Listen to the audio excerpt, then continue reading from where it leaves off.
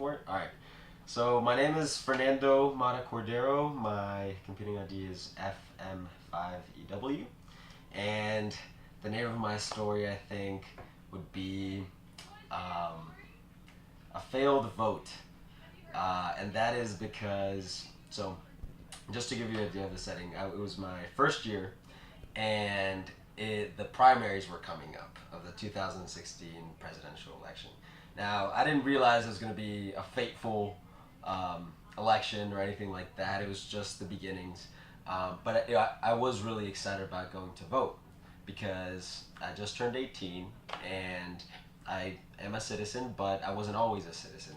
I'm originally from Costa Rica, and to me, the process of having the chance to vote, and not only that, coming to love this country and voting for making it a better country was always, it really wasn't a given. It was a process that I had to go through, and so for me, this was kind of like the culmination of all these things that I've thought about for a long time.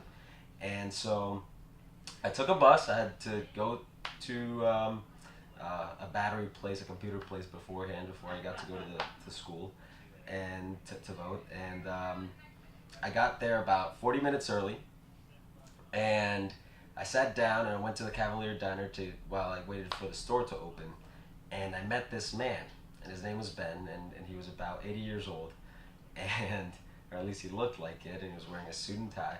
And somehow, some way, I got to know him. I started talking to him, and in the diner, they knew him very well. They brought him his food without him even ordering.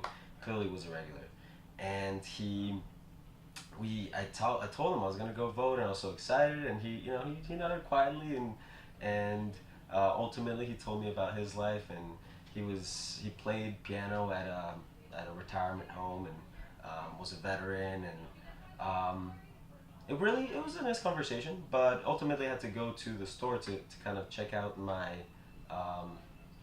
the computer that was broken. And he said, if you want, you can leave your backpack here. I'll just watch it for you. You can just go. And I was like a little taken back. It really was kind of weird, but I said okay. And against my better judgment, I actually left my backpack there. I went to the store. I got back, and my bag was there. And not only that, the check for my food was taken care of.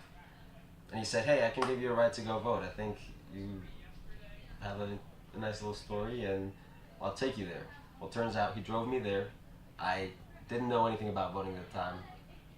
Did not register for the primaries, even though apparently you're supposed to. And he said, well, how about I take you home? And he gave me a ride all the way to Bonnie Castle. And the whole ordeal took a long time, but it left such an impression on me.